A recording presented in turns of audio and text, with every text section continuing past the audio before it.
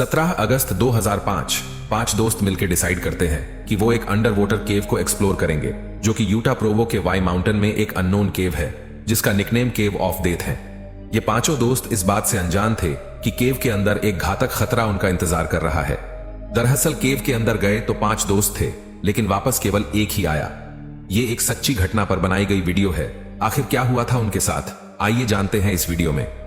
अगस्त 2005 को एक dance group के 5 मेंबर डिनर करते हुए डिसाइड करते हैं कि वो एक सीक्रेट केव को एक्सप्लोर करेंगे, जो कि यूटा प्रोवो में BYS कैंपस के बगल के वाई माउंटेन में स्थित एक अननोन केव है, जिसका कि कोई नाम नहीं है। लेकिन वहां के स्टूडेंट इस केव को गोलम केव या केव ऑफ डेथ यानी कि मौत की गुफा कहते हैं, जिसे कि कुछ साल पहले ही 2 लोगों ने फाइंड किया था। केव देखने में बहुत छोटी लगती है, लेकिन यह उतनी ही खतरनाक भी है।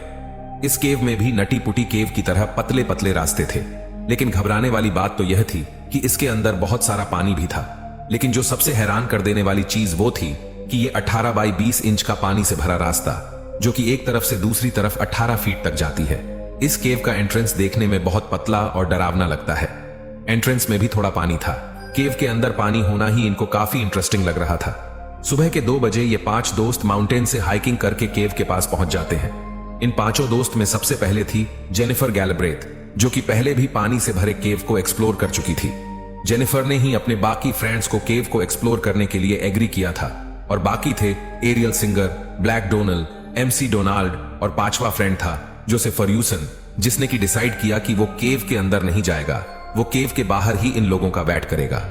ये पांचों केव के पास पहुंचने के बाद उन्होंने थोड़ा सा और सुबह होने के लिए वेट किया, ताकि सुबह की रोशनी की वजह से केव के अंदर अंधेरा थोड़ा कम हो जाए। अब सुबह के 4 बज गए थे। इस केव का एंट्रेंस इतना पतला था कि केव अंदर एक बार में केवल एक ही जा सकता था। सबसे पहले जेनिफर इस केव के नीचे गई, उसके बाद बाकी 3 और लोग भी इसके नीचे गए। केव के अंदर का पानी काफी ठंडा था। जेनिफर सबसे आगे चल रही थी, ताकि वो आगे का रास्ता देखकर इन तीनों को पीछे बता सके। केव के अंदर 15 फीट के रास्ते को पार करने के लिए एक रस्सी को बांधा गया था, जो कि आसानी से 18 बाई 20 इंच के रास्ते को पार करवा सकता थी। लेकिन शायद उन लोगों ने उस रस्सी का यूज नहीं किया। इसका मतलब यह था कि वो लोग आसानी से अपने रास्ते से भटक सकते थे। इन चारों से पहले एक केवर इस केव में आया था। उसने बताया कि उसने भी इस रस्सी का यूज नहीं किया था, जिस वजह से वो रास्ता भटक गया था। वो पानी के अंदर डूब के मरने ही वाला था कि उसको वहां पर एक छेद मिल गया, जहां जाकर उसने सांस लिया और वो तुरंत ही केव से बाहर निकल गया। लेकिन शायद अब यह चीज उनके साथ होने वाली थी। ये चारों वहां पर आसानी से केव को एक्सप्लोर कर रहे थे। केव काफी छोटी थी और केव के अंदर काफी पतले पतले रास्ते थे, लेकिन जेनिफर के एक्सपीरियंस की वजह से ये लोग आसानी से उन रास्तों को पार कर रहे थे। लेकिन अब चीजें बिगड़ने वाली थीं। केव को एक्सप्लोर करते हुए इन लोगों को वो रस्सी दिखाई नहीं दी, जिसकी वजह से ये लोग रास्ता भटक गए। इन चारों का दम घुटने ही वाला था कि उन्हें वहां पर एक होल मिल गया, जहां इन चारों ने खड़े होकर सांस ली। यह होल 6 फीट चौड़ा था, जहां केवल 3 फीट सांस लेने की जगह थी। केव के बाहर खड़ा हुआ जोश इन चारों का वेट कर रहा था। उसे पता नहीं था कि ये लोग केव से कब बाहर निकलेंगे, क्योंकि उन चारों ने केव से बाहर निकालने का कोई टाइम फिक्स नहीं कर रखा था। जोश उनका काफी टाइम से वेट कर रहा था। अब सुबह के 5:30 बज गए थे, लेकिन वो अभी भी केव से बाहर नहीं निकले थे। इसीलिए जोश केव के थोड़ा अंदर जाता है और टॉर्च मारते हुए उन्हें आवाज देता है। काफी आवाज मारने के बावजूद भी उसको केव के अंदर ऐसा कोई रिस्पॉन्स नहीं मिलता। यह देखकर जोश काफी ज्यादा घबरा जाता है। जोश उन चारों को फोन भी नहीं कर सकता था, क्योंकि ये एक अंडर वाटर केव थी। इसीलिए उन चारों ने अपना फोन वगैरह जोश को ही पकड़ा रखा था। अब जोश अपने बाकी दोस्तों और फैमिली को इन्फॉर्म कर देता है। अब सुबह के 6 बज गए, लेकिन वो चारों अभी भी केव से बाहर नहीं निकले थे। जोश ने घबराहट और डर के मारे तुरंत ही पुलिस को कॉल कर दिया और अपनी लोकेशन बता दी। नीचे केव में वो चारों बाहर निकालने की कोशिश करते, लेकिन वो हर बार रास्ता भटक जाते थे।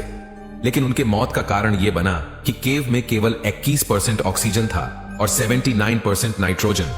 केव स्थिर थी और केव के अंदर पानी भी एक जगह पर रुका हुआ था। ये केव चूना, पत्थर और मिट्टी से बनी हुई था, और केव में कुछ पौधे भी थे। इसीलिए केव में ज्यादा कार्बन डाइऑक्साइड गैस बन रहा था। एक आर्टिकल से पता चला कि केव में रोशनी करने के लिए उन लोगों ने कैब में एक जगह पर मोमबत्ती जलाकर रखी हुई थी। मोमबत्ती का धुआं और कार्बन डाइऑक्साइड केव में ऑक्सीजन की मात्रा को कम कर रहा था। अभी भी वो चारों एक छोटे से होल में रुके हुए थे, जहां उन्हें सांस लेने में प्रॉब्लम हो रही थी। उनके लिए बेहतर यह था कि उन्हें जल्द से जल्द इस केव से बाहर निकलना था, क्योंकि वो लोग अगर कैव के अंदर थोड़ी देर और रहे तो दम घुटने की वजह से उनकी मौत हो जाएगी। लेकिन उनके लिए सबसे बुरी बात तो यह थी कि वो उस जगह पर थे जहां से निकलने के लिए उन्हें 18 बाई 20 इंच के रास्ते को पार करना पड़ेगा, जो काफी खतरनाक था। अब रास्ता पतला होने की वजह से उनको एक एक करके बाहर निकालना था। सबसे पहले जेनिफर जाती है। इस टाइम तक केव में 10 से 12% ऑक्सीजन था, इसीलिए वो केवल 60 सेकंड तक ही सांस रोक सकते थे। केव से बाहर निकलते टाइम जेनिफर को वो रस्सी नहीं मिली जिससे कि वो आसानी से केव से बाहर निकल सकती थी। अब यह पॉसिबल था कि वो रास्ता भटक सकती थी। जब उसे रस्सी नहीं मिली तो वो वहीं पर रुक गई। केव में बहुत ही कम ऑक्सीजन होने की वजह से उसका माइंड काम करना भी बंद कर दिया। थोड़ी देर बाद जेनिफर पानी में बेहोश हो जाती है और वो केव के एक अनजान जगह पर चली जाती है। बाकी तीनों को लगता है कि जेनिफर शायद केव से बाहर निकलने में सक्सेसफुल हो गई है, इसीलिए बाकी और दो भी धीरे धीरे केव से बाहर निकलने की कोशिश करते हैं। लेकिन उनके साथ भी वही होता है जो जेनिफर के साथ हुआ। अब उस होल के अंदर चौथा और लास्ट केवर था। उसको शक हो जाता है कि उसके बाकी तीनों फ्रेंड के साथ केव के अंदर कुछ ना कुछ तो गलत हुआ है, क्योंकि अगर वो तीनों केव ऐसे बाहर निकल चुके होते तो वो उसको आवाज जरूर लगाते। लेकिन उसे यह नहीं पता था कि उन तीनों के साथ एग्जैक्टली हुआ क्या है। केव में ऑक्सीजन की मात्रा धीरे धीरे कम होती जा रही थी। चौथे केवर की भलाई इसी में थी कि वो बिना कुछ सोचे समझे उसे तुरंत ही केव से बाहर निकलना पड़ेगा। लेकिन जैसे ही वो सब रास्ते से बाहर निकलने की कोशिश करता है, उसके साथ भी वही होता है जो उन तीनों के साथ हुआ। केव के बाहर अब रेस्क्यू टीम आ गई थी और उन्हें यह बात तो पता था कि यह केव कितनी खतरनाक है, इसीलिए वो सबसे पहले केव से पानी निकलने के लिए केव में पाइप लगा देते हैं। रेस्क्यू टीम को केव का काफी एक्सपीरियंस था, इसलिए उन्हें पता था कि ऐसे केव में ऑक्सीजन की मात्रा बहुत कम होती है।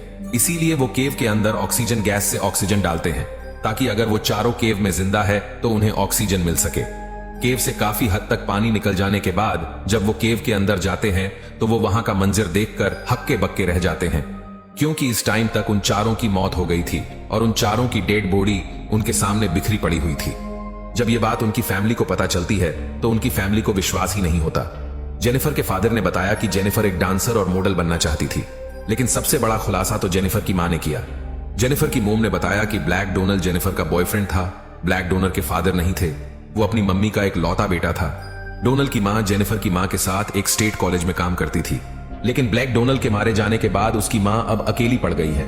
जेनिफर की मां ने बताया कि उनको अपनी बेटी जेनिफर के मर जाने से ज्यादा बुरा तो डोनल्ड के मर जाने से लगा है, क्योंकि उनके पास तो जेनिफर के बाद भी 2 बेटी और एक बेटा था, मगर ब्लैक डोनल्ड अपनी मां का एक ना एक बच्चा था। इन चारों की खबर पूरे देश में फैल गई, जिस वजह से गवर्नमेंट ने इस केव को हमेशा के लिए बंद कर दिया।